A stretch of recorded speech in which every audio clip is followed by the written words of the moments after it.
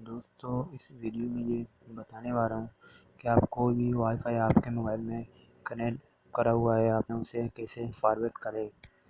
आपको करना ये है, अपने पिन में जाना है।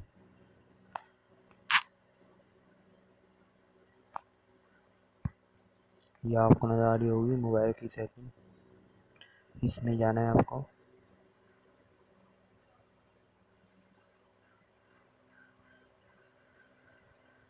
इसमें जाने के बाद आपको वाईफाई में जाना है। ये आपको नज़र आ रहा हो वाईफाई, इसमें जाना है आपको। इसे फॉरवर्ड करने के लिए इस पर आपको दबाना है। जैसे आप दबाएंगे ये ऑप्शन सामने आ जाएगा। तो आपको फॉरवर्ड करने के लिए यहाँ से फॉरवर्ड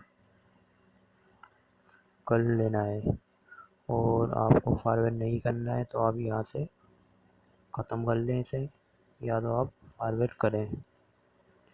जैसे मैं यहाँ से करूँगा ये फॉरवर्ड हो जाएगा। दोस्तों, ये आपको नज़र आ रहा होगा जैसे मैंने करा ये फॉरवर्ड हो गया। अब दोबारा इसमें मिलाते हैं तो पासवर्ड हमें डालना होगा।